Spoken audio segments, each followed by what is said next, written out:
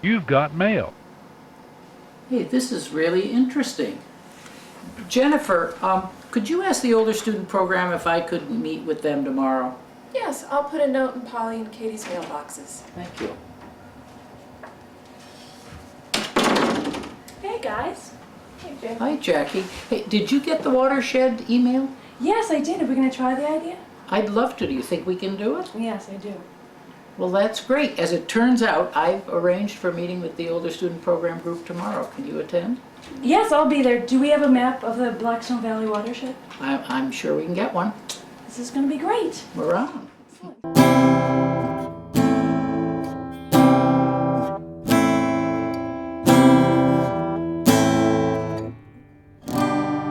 We received an email the other day that we want to share with you. And Jackie's going to do that.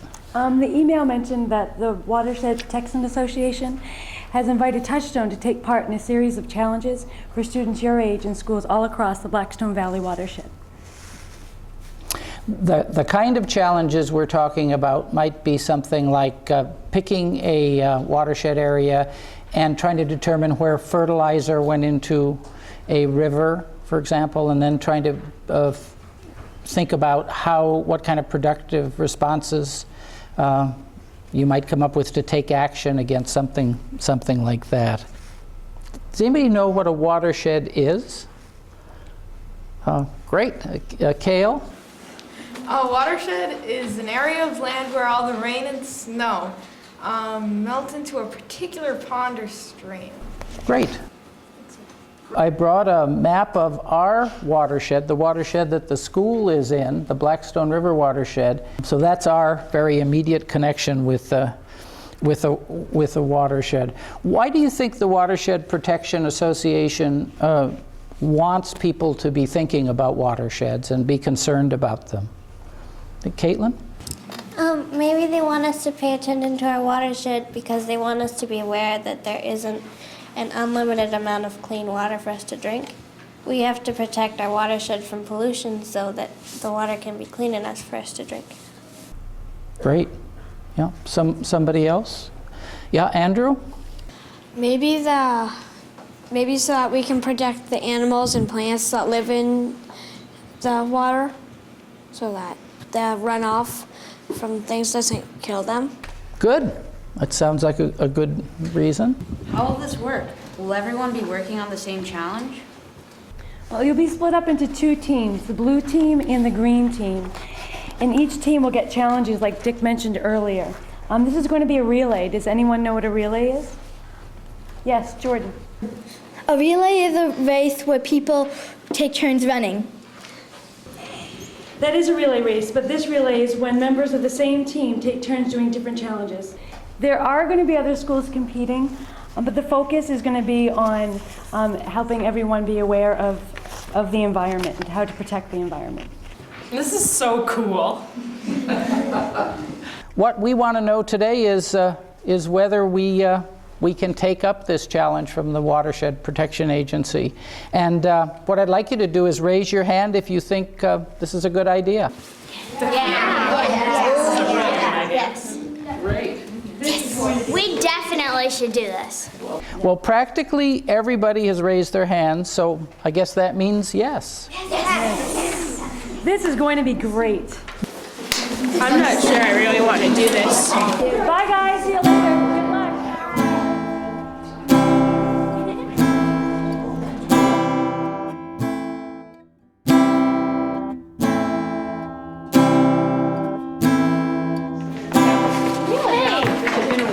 What's this big green envelope doing here? It says Blackstone Watershed Relay. I got a smaller one too. Also, I got a small one also. I have one too. And look, Jordan got one. She lives really close to me. I'll give her it. It says here we have to find 2 wetland habitats near Miscoe Brook. But why Miscoe Brook? I think it's because Miscoe Brook is a part of the Blackstone watershed. Since Miscoe Brook it runs into the West River, and the West River runs into the Blackstone. But what I don't get is, what is wetland? I don't know. Well, a wetland, as you call it, is land that's wet a good part of the year.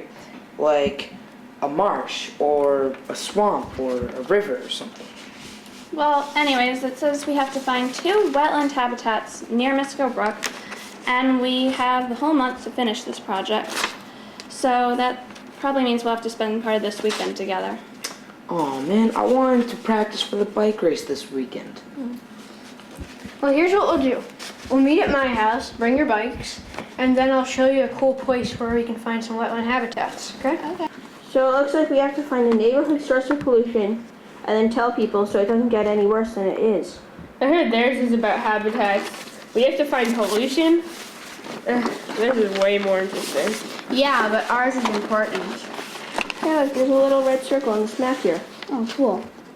It looks like there's lots of development near the conservation land.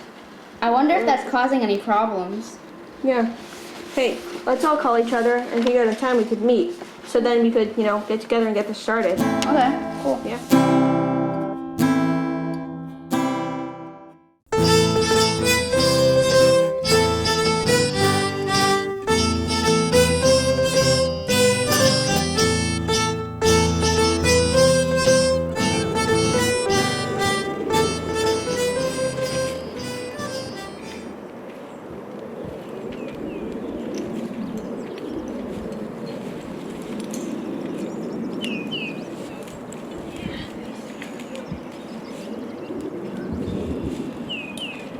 Well, I don't see a single habitat. What are you talking about? This place is filled with habitats. A habitat is a place where animals and plants live. Well, our challenge is to find 2 wetland habitats. We better find something interesting. Hey, look, a path. Let's follow it!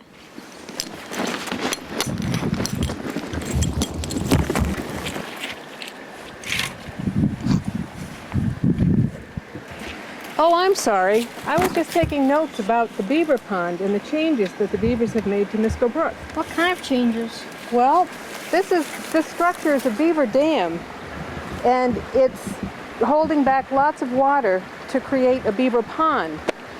You seem to know a lot about beavers. I work for Massachusetts Audubon Society, and my job is protecting water resources in the Blackstone River watershed.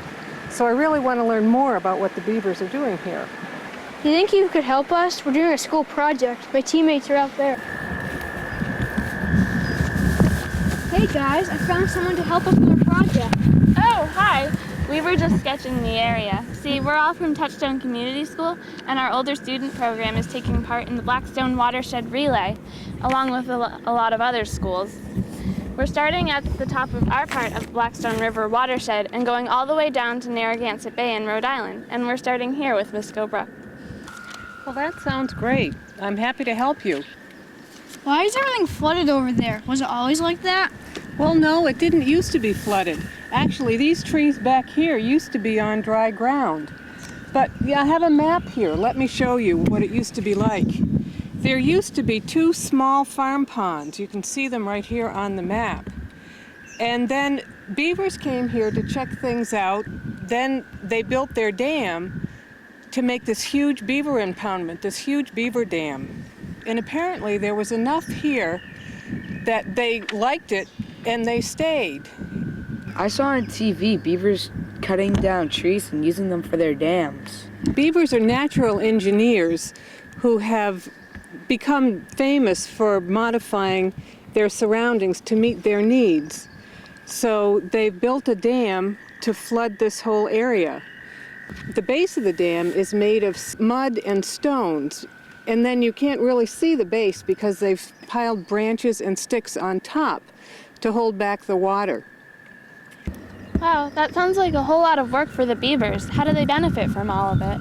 Well, it increases their food supply. By making the pond bigger, then that allows more aquatic plants to grow. Water lilies are their favorite. And also they eat trees that grow in wetland areas, trees like willows and alder.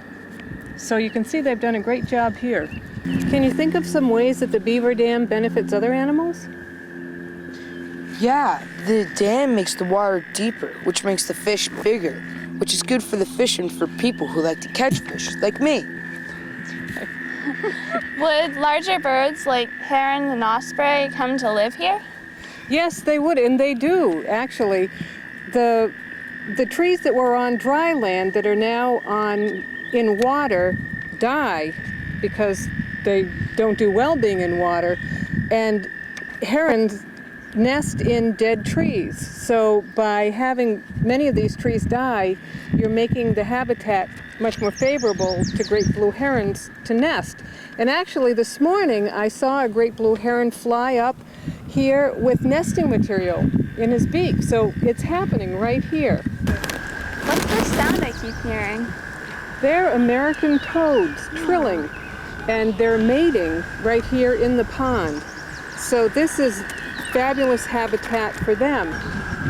Thanks. Well, you're welcome. I'm so glad we met up today.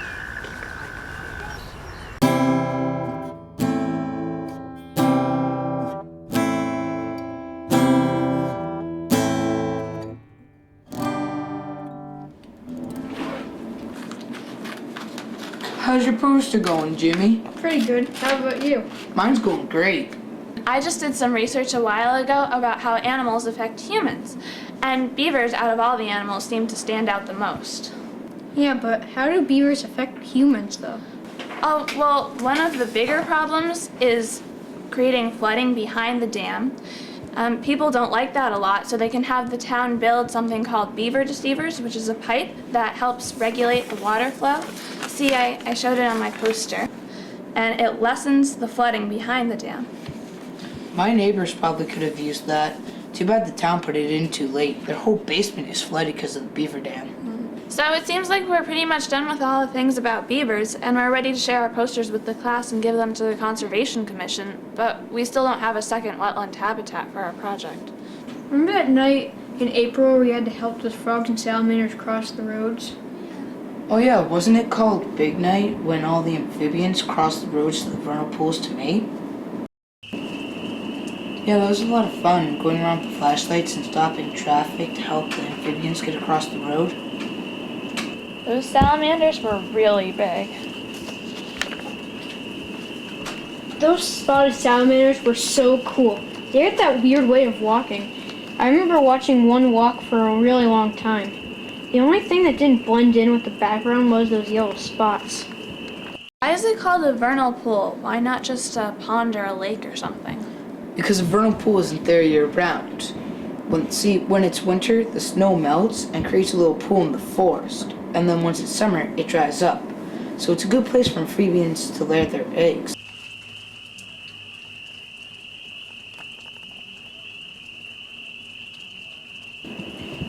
I like the paper frogs the most.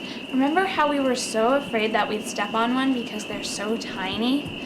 And it's really amazing how much noise a 1-inch frog can make.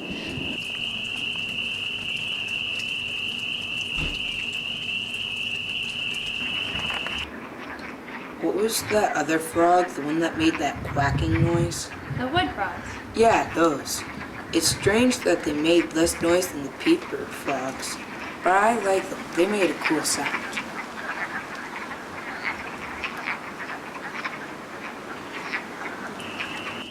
Yeah, Big Night was fun.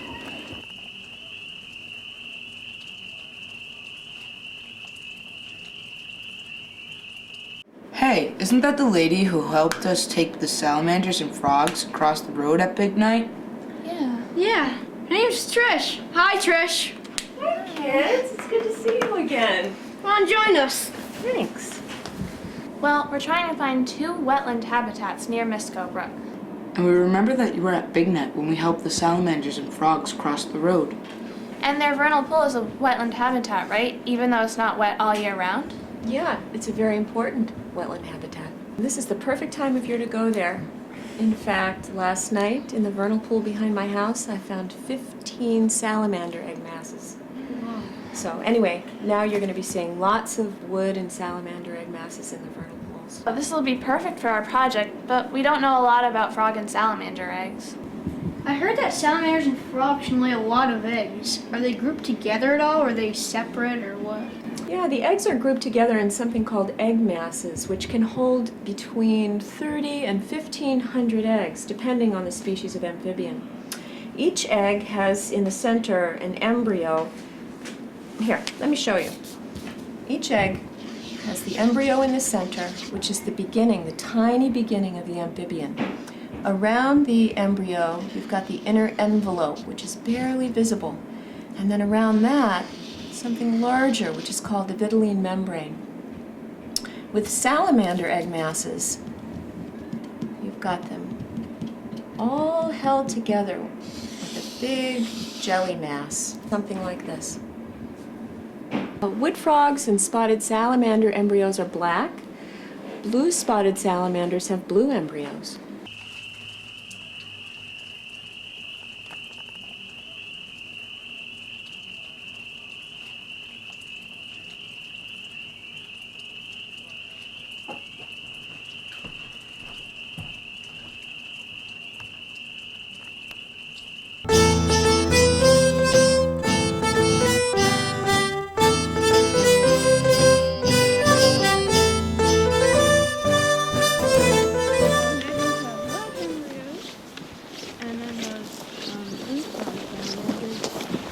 Blue-spotted salamanders have blue embryos, and the egg masses will probably be attached to plant stems, and there'll probably be more than one in the same area.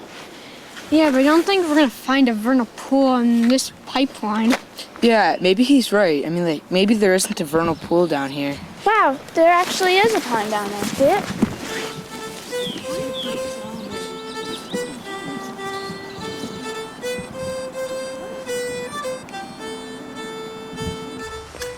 I think I see some egg masses over there. Are they wood frog eggs or salamander eggs? Can't tell, too far away. Well, remember what Trish said? If they're salamander eggs, there's a jelly coating around the egg mass, but there isn't if they're wood frog eggs. Didn't she say that they could be bunched together? She did. I think there must be about 25 right there, and they're all attached to stems. Let's try and catch them with the net. Here you go, Hutch.